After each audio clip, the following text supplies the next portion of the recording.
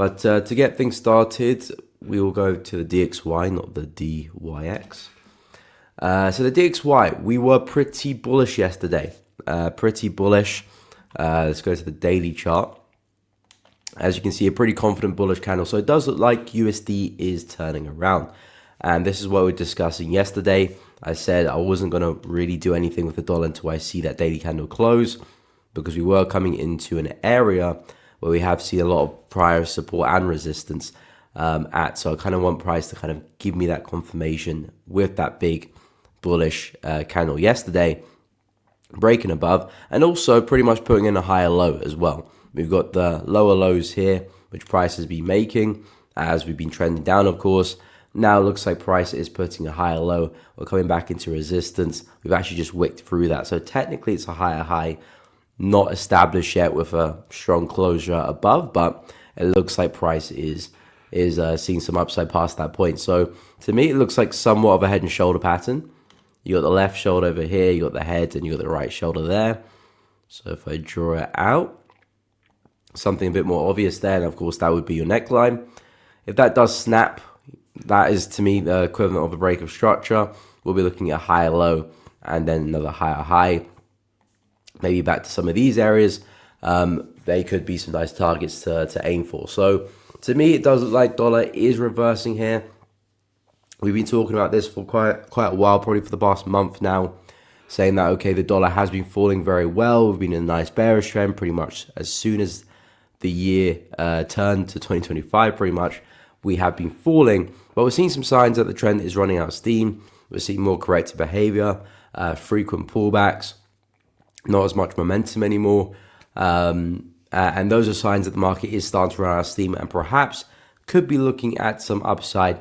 Again, not necessarily saying complete reversal, as I'm expecting price to completely push to the upside now. I'm just expecting at least a deeper retracement. We haven't really seen many of them. This is probably the deepest retracement we've had. So I do think we can see somewhat of a deeper retracement for the dollar, which maybe turns bearish in the future. We'll have to wait and see as we get more information, more candlesticks print, or maybe it does turn into a reversal. The beauty of being a trader is, irrespective whether it is a reversal or not, there's opportunities regardless of what price is doing. But at the moment, which is the most important thing, it does look like price is now putting in some higher lows and about to put a higher high in. So now I'm favoring more upside in the dollar. It would be very nice to see if we can come back and actually retest this same level here as support. Let's see if we can rally a little bit further, come back and test it, maybe put the next high low there. That would be a great confluence for the trade. But we'll see. It doesn't need to be there. But the plan is now higher high, higher low, looking for some more upside in the next few days now. So taking that information into EURUSD, which is pretty much doing the exact same thing but flipped, you can see again very corrective uptrend. Looks to me that price now is putting a lower high. The only awkward thing with euro is that we are coming back into a pretty big level of prior resistance now turned support. So again, this is not really a place which I want to be looking to sell into. We had that humongous candle yesterday, which didn't really provide much of an opportunity to trade, especially intraday, because we had that lovely breakout of the consolidation. I think that was just before I went live. So yeah, as soon as we had that breakout, I was speaking about some pullbacks yesterday to retest that consolidation and get a lovely continuation. We did see that, but just not the pullback, unfortunately. So difficult to find entries. And again, that's sometimes one of the downside about waiting for pullbacks, is that they don't always happen. Sometimes you get breakouts and price just continues to fall or continues to fly, which is one of the positives of taking breakouts, is that you're pretty much guaranteed an entry because you're just waiting for price to break out and that is your entry. But of course, you're more prone to fake outs as well. So there's pros and cons to everything, really. Just about picking your poison and then getting good at it. But yeah, in this case, euro, lovely break to the downside. We are testing support now. Pretty big wick there on the 4-hour chart as well. You can see big piercing wick, and of course, taking it into context where we're trading, it's a pretty big level of support. So I wouldn't be too surprised if euro does go through a bit of a rally. But the key thing I'll be looking for is that next lower high, of course. You've got one over there, second over there. I would be looking for a third one. I mean, it would be very nice to see price actually pull back and retest this consolidation. That would be a really nice pullback to retest that and possibly get the third lower high. In fact, that would be the only area which I would actually look to short from, because this is bullish territory. We're testing major support. There's no other kind of critical level of supply or resistance that jumps out at me, which I would be happy to sell from. So it would actually only be this area. Yeah, so if we could see a pullback to that, I quite like the shorts there for euro. If not, if we just keep up this momentum and end up breaking through, there could be some nice shorts on the other side of that, on the break and retest of that same level. So that could be something to look into, but of course we have to break through that level first. As of right now, still holding a support, so maybe this might be our best opportunity, but we'll see as we get more information and more candlesticks print. All I can say is I'm expecting us to see more downside for euro. It looks like DXY is going to see more upside. They're both very inversely correlated. I think euro is probably going to see some downside as well, especially with the fact of us putting in lower highs.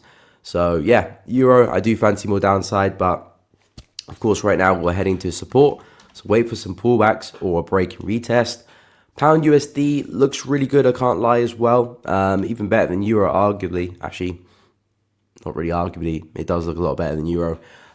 We just snapped through the lows there as well. So it looks like that head and shoulder has been fully kind of cemented into the market there. Left head, right shoulder. That's your neckline. We've just about got to snap through that. But the key thing is, again, we're getting lower highs in now after we were getting higher highs in. So the plan now is to look for a pullback and some more downside. I talked about this a couple of weeks ago about this being a target if we do sell off a pound. That's still very much where I'm expecting price to get to, 1.32. If I drop to the 4-hour chart, yeah, the only tricky thing about pound is where do I look to sell it from? Not as clear cut as euro. Euro had a very nice consolidation and a sharp breakout, so that would definitely be a nice place to sell. Of course, you kind of got the origin of this kind of move here. So this last area it is going to be acting as area of supply, so that could be a nice place for a short. It's not as obvious as EURUSD, but still a place where supply has come from, momentum has come from. If we tap into that area again, we could see more selling pressure into the market and some more downside.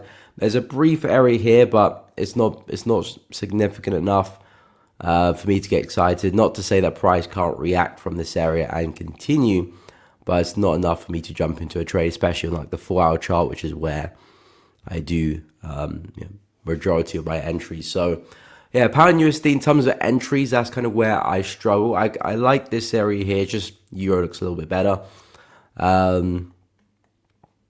Yeah, I think in terms of like the entry side of things, euro looks a lot better. In terms of the actual setup, I prefer pound. So a bit of contradiction between the two. But again, they're both very, very similar. They're going to do the same thing mostly.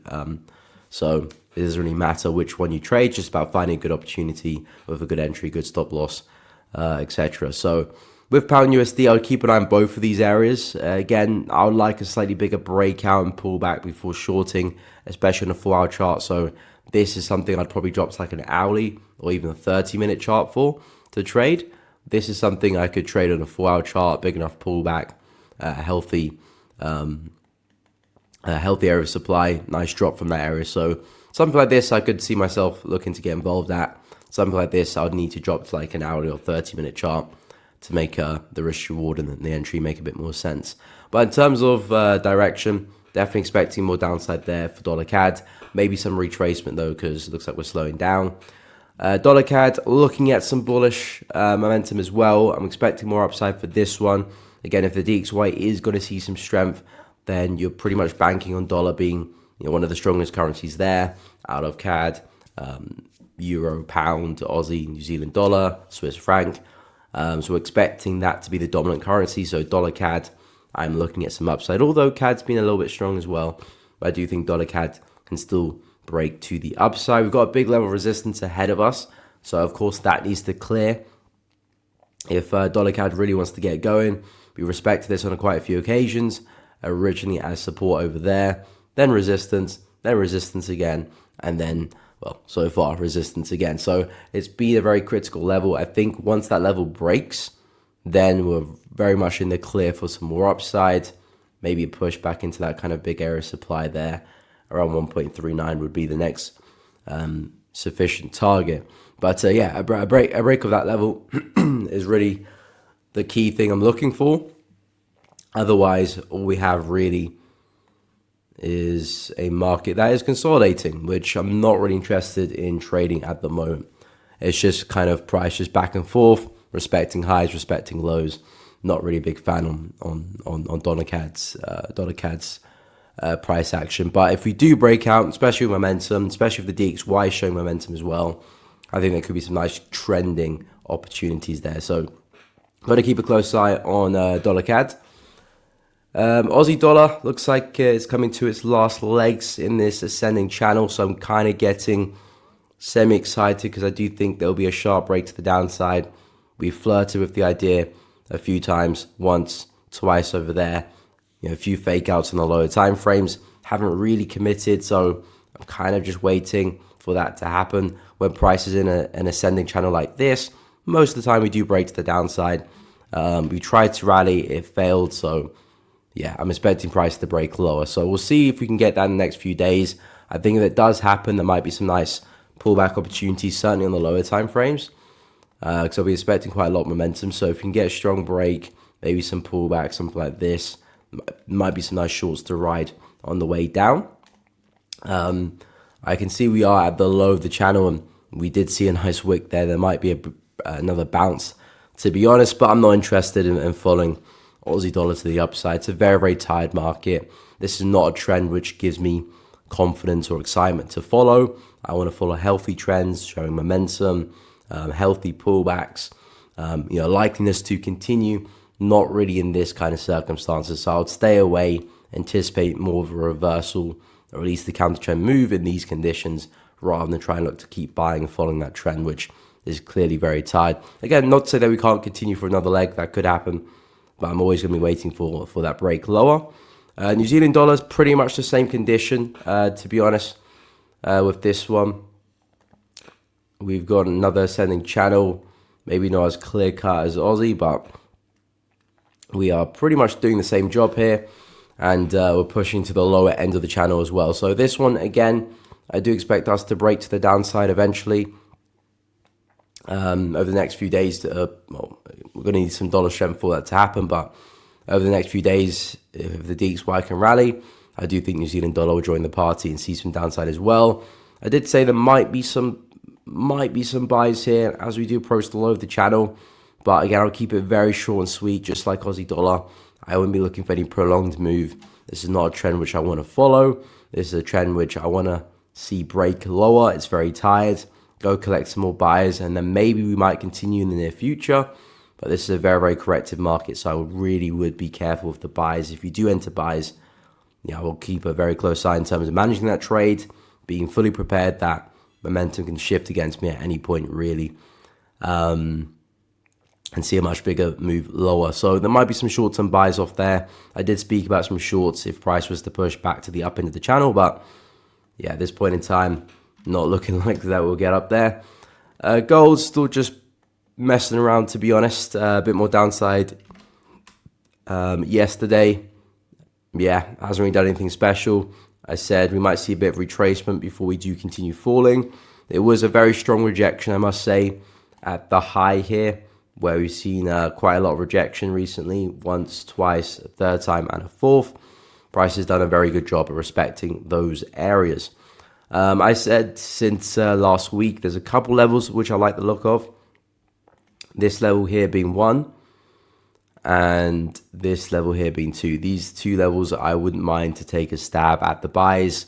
All I'm really doing is just banking on the higher time frame trend continuing, just finding a healthy level of support where price has shown a lot of respect to, aka this bounce here and those two bounces over there, and just making sure that I'm kind of away from all the noise and put my stop loss in a relatively safe area, because when price is ranging, the worst thing to do is trying to get stuck in the middle and take some trades where there's a lot of fluctuation. You kind of want to be away from that. So stop losses above here, stop losses below here or here are the better places. Not that you won't get stopped out ever, you know, of course anything can happen, but at least you're away from the noise. You know, simply if you just shorted that resistance here last week or the week before, last week, you know, and if a stop loss there, pretty simple stuff. You know, caught a very, very nice move. Trying to get involved in the intricacies of these moves here is where you're going to give back a lot of gains, and just a very, very difficult, you know, trade to catch. A lot of trading is just about taking a smart trade, not looking for anything special really. So yeah, gold still very interested at 32.60 and 31.40. Wait to see price get there. All we're doing is bouncing. We'll see if we can get some more rejection at those areas. And lastly, silver. Very bullish on this one too. I quite like this level just below us. Really nice resistance. Had a lovely breakout. No retest, so still relatively fresh level. Looking to see if we can return back to there, and then I can talk about some more buys. And keep it pretty simple, back to highs. I do think we can go a lot further, but if I can get a swing from here to here, I'd probably lock in majority of my gains there and just see what happens next. Because silver is running out of steam. We did see a really nice rally there, but you can see how we're moving. We're starting to see some momentum to the downside, so things are starting to dry up a little bit for silver. Still a very bullish market, especially in the higher time frames. So I'm very much still a buyer, or want to be a buyer of silver, but just being a bit more cautious with targets now because I can see some clear signs of momentum running out a little bit. We might be going for a bigger retracement at some stage. But yeah, going to keep a close eye at 37.193 and expecting a lot more upside from silver.